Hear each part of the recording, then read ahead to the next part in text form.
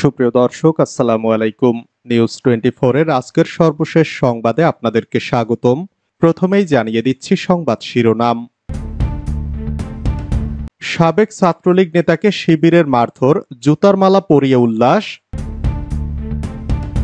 ওবায়দুল কাদেরের ভগ্নিপতিকে কুপিয়ে আহত।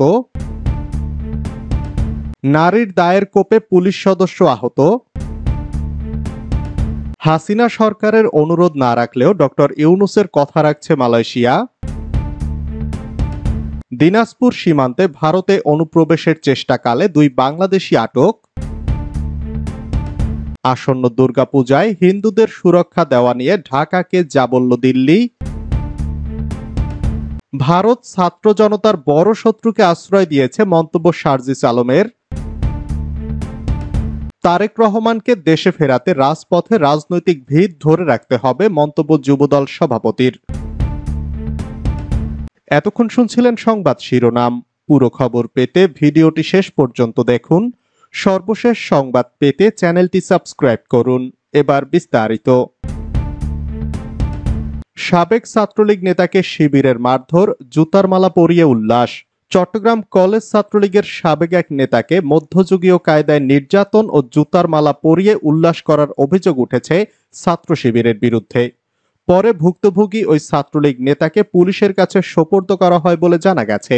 ভুক্তভোগীকে গত ২৬ আগস্ট চকবাজার থানায় হওয়া এক মামলায় গ্রেপ্তার দেখানো হয়েছে। নগর ছাত্রলীগের এক নেতা এবং ভুক্তভোগী পরিবারের পক্ষ থেকে এই অভিযোগ পাওয়া গেছে। এর আগে গতকাল বৃহস্পতিবার বিকালে নগরীর চকবাজার থানা এলাকায় এ ঘটনা ঘটে। নির্যাতনের শিকার আব্দুল্লাল সাইমন চট্টগ্রাম কলেজ ছাত্রলীগের সাবেক যুগ্ম সাধারণ সম্পাদক। ওবায়দুল কাদেরের ভগ্নিপতিকে কুপিয়ে আহত। নোয়াখালী জেলা পরিষদ ও কোম্পানীগঞ্জ উপজেলা আওয়ামী লীগের সাবেক সদস্য মনিরুজ্জামান মনিরকে কুপিয়ে আহত করেছে দুর্বৃত্তরা। তিনি আওয়ামী লীগের সাধারণ সম্পাদক এবং সাবেক সড়ক পরিবহন ও সেতুমন্ত্রী ওবায়দুল কাদেরের ভগ্নিপতি। আজ শুক্রবার বিকেলে উপজেলার চরহাজারী ইউনিয়নের চরহাজারী চৌরাস্তা এলাকায় চলন্ত একটি অটোরিকশার গতিরোধ করে তাকে কুপিয়ে আহত করা হয়। হামলার পর আহত মনিরুজ্জামানকে সড়কের পাশে ফেলে রেখে চলে যায় হামলাকারী ব্যক্তিরা। পরে স্থানীয় লোকজন তাকে উদ্ধার করে উপজেলা স্বাস্থ্য কমপ্লেক্সে নিয়ে যান। সেখান থেকে তাকে উন্নত চিকিৎসার জন্য ঢাকায় পাঠানো হয়েছে। নারীর দায়ের কোপে পুলিশ সদস্য আহত। বরগুনার তালতলীতে এক নারীর দায়ের কোপে পুলিশ সদস্য এএসআই তরিকুল ইসলাম আহত হয়েছেন। শুক্রবার করইবাড়িয়া ইউনিয়নের আলীর বন্দর নামক স্থানে ঘটনাটি ঘটে। তাকে উদ্ধার করে তালতলী উপজেলা স্বাস্থ্য কমপ্লেক্সে প্রাথমিক চিকিৎসা দেওয়া হয়।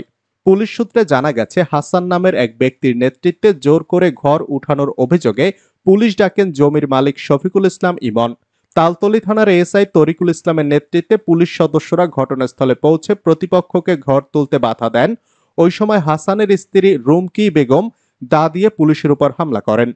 তরিকুল ইসলাম বলেন, অন্যের জমিতে ঘর তোলা হচ্ছে এমন সংবাদের ভিত্তিতে সেখানে গিয়ে ঘর তুলতে বাধা দিলে হাসানের স্ত্রী রুমকি পুলিশের উপর ক্ষিপ্ত হয়ে গালাগাল করে। এক পর্যায়ে আমার হাতে দা দিয়ে কোপ দেন রুমকি। হাসিনা সরকারের অনুরোধ না রাখলেও ডক্টর ইউনূসের কথা রাখছে মালয়েশিয়া। শেখ হাসিনা সরকারের অনুরোধ অগ্রাহ্য করলেও প্রধান উপদেষ্টা ডক্টর মোহাম্মদ ইউনূসের অনুরোধ রাখল মালয়েশিয়া। নির্ধারিত সময় দেশটিতে যেতে না পারা 18,000 বাংলাদেশি কর্মীকে নিয়োগ দেবে। ঢাকা সফরে এসে মালয়েশিয়ার প্রধানমন্ত্রী আনোয়ার ইব্রাহিম তার পুরনো বন্ধু ডক্টর ইউনূসকে পাশে নিয়ে শুক্রবার হোটেল ইন্টারকন্টিনেন্টালে সংবাদ সম্মেলনে ঘোষণা দেন, সব প্রক্রিয়া সম্পন্ন করেও যেতে না পারা 7,000 বাংলাদেশি কর্মীকে নিয়োগ দেওয়া হবে। এ সময় ডক্টর ইউনূস এই সংখ্যা 18,000 বলে আনোয়ার ইব্রাহিমকে মনে করিয়ে দেন। তখন মালয়েশিয়ার প্রধানমন্ত্রী বলেন, প্রথম ধাপে 7,000 জনের যাওয়ার উদ্যোগ দ্রুত নেওয়া হবে। সব সন্তোষজনক হলে বাকিদেরও ক্রমান্বয়ে নেওয়া হবে। দিনাজপুর সীমান্তে ভারতে অনুপ্রবেশের চেষ্টাকালে দুই বাংলাদেশি আটক। দিনাজপুরের বিরল উপজেলা সীমান্ত দিয়ে ভারতে অনুপ্রবেশের চেষ্টাকালে দুই বাংলাদেশিকে আটক করেছে বিজিবি।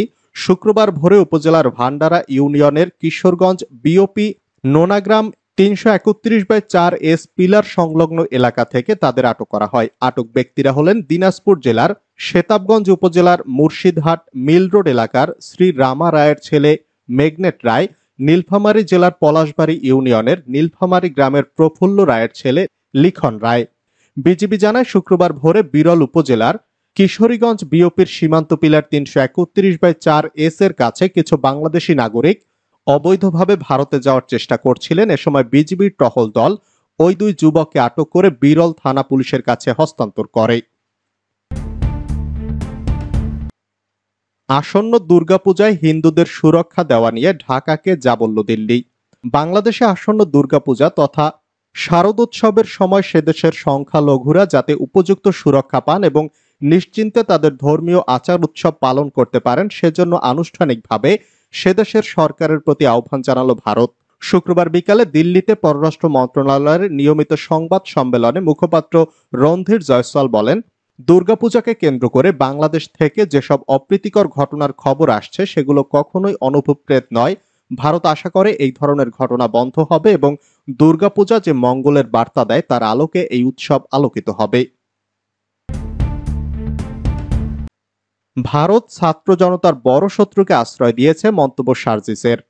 বৈষম্য বিরোধী ছাত্র আন্দোলনের সমন্বয়ক শারজিস আলম বলেছেন, যে স্পিরিটকে ধারণ করে আমার হাজারো ভাই বোন জীবন দিল, অর্ধলক্ষ মানুষের রক্ত প্রবাহিত হলো, সেই স্পিরিটকে যেন আমরা ব্যক্তিগত বা গোষ্ঠীগত কিছু ক্ষুদ্র স্বার্থ, বিভাজন আর ক্রেডিট নেওয়ার অপচেষ্টার জন্য নষ্ট হতে না দেই।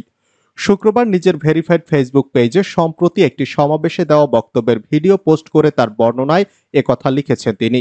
সমাবেশে বক্তৃতায় শারজিস বলেন, বিগত 16 বছরে কারো দাড়ি দেখলে, কারো কপালে সিজদার চিহ্ন দেখলে ট্যাগ দিয়েছে, কারো গায়ে যদি পাঞ্জাবি পায়জামা দেখেছে এবং তাকে রাজনৈতিকভাবে হুমকি মনে করেছে, তাহলে তাকে ট্যাগ দিয়ে দেশ ছাড়া করেছে। এই অন্যায়গুলোর প্রতিটির বিচার বাংলার মাটিতে অবশ্যই নিশ্চিত করতে হবে। শারজিস বলেন, আমাদের স্পষ্ট বার্তা, ছাত্র জনতা জীবনের বিনিময়ে যে দেশকে নতুন করে স্বাধীন করেছে, যে হাসিনাকে দেশ ছাড়া করেছে, কোন দেশ যদি সেই হাসিনাকে আশ্রয় দেয় তাহলে তারা ছাত্র জনতার সবচেয়ে বড় শত্রুকে আশ্রয় দিয়েছে। কোন দেশের সঙ্গে পররাষ্ট্রনীতি কেমন হবে তা এদেশের মানুষ নির্ধারণ করবে। যদি হাসিনা, কাদের এবং তাদের দোসররা দিল্লি, কলকাতার পার্কে, উদ্যানে ঘুরে বেড়ায়, তাহলে এদেশের পররাষ্ট্রনীতি তার ভিত্তিতেই নির্ধারিত হবে। আমরা কোনো দেশের সঙ্গে আর শুধু দেওয়ার সম্পর্ক চাই না, প্রয়োজনে আরো রক্ত দেব, তবু সমতার পররাষ্ট্রনীতি নিশ্চিত করব। তারেক রহমানকে দেশে ফেরাতে রাজপথে রাজনৈতিক ভিত ধরে রাখতে হবে, মন্তব্য যুবদল সভাপতি। যুবদলের কেন্দ্রীয় সভাপতি আব্দুল মোনায়েম মুন্না বলেছেন, বিদেশে অবস্থানরত বিএনপির ভারপ্রাপ্ত চেয়ারম্যান তারেক রহমানকে দেশে ফিরিয়ে আনার জন্য বিএনপি এবং অঙ্গ সংগঠনের নেতৃবৃন্দকে রাজপথে রাজনৈতিক শক্তিশালী ভিত ধরে রাখতে হবে। শুক্রবার সন্ধ্যায় পিরোজপুর জেলা শিল্পকলা একাডেমিতে জেলা যুবদল, স্বেচ্ছাসেবক দল ও ছাত্র দলের সমন্বয়ে আয়োজিত যৌথ কর্মী সভায় প্রধান অতিথির বক্তব্যে তিনি কথা বলেন। এ সময় স্বেচ্ছাসেবক দলের কেন্দ্রীয় কমিটির সাংগঠনিক সম্পাদক নাজমুল হাসান এবং ছাত্র দলের কেন্দ্রীয় কমিটির সাধারণ সম্পাদক নাসির উদ্দিন নাসির সহ 3টি সংগঠনের কেন্দ্রীয় বিভিন্ন পর্যায়ের নেতারা উপস্থিত ছিলেন। সংগঠন 3টির নেতাদের উদ্দেশ্যে আব্দুল মোনায়েম মুন্না বলেন, আপনারা এমন কোনো কাজ করবেন না যাতে সাধারণ মানুষ আপনাদের খারাপ মনে করে। এ সময় তিনি সাধারণ মানুষকে সঙ্গে নিয়ে সমাজে চলার আহ্বান জানান। তিনি আরো বলেন, মানুষকে ভয় দেখিয়ে নয়, বরং মানুষের মন জয় করে রাজনীতি করতে হবে। এছাড়া আগামীতে বিএনপিকে ক্ষমতায় আসতে হলে কঠিন নির্বাচনী বৈতরণী পার করতে হবে। এছাড়া আওয়ামী লীগের লোকজন এখনো সমাজে চলাফেরা করছে, এজন্য চোখ কান খোলা রেখে মেধা দিয়ে চলতে হবে। এছাড়া দলীয় সব নির্দেশনা মেনে চলার জন্য নেতাকর্মীদের নির্দেশনা দিয়েছেন যুবদল সভাপতি আব্দুল মোনায়েম মুন্না।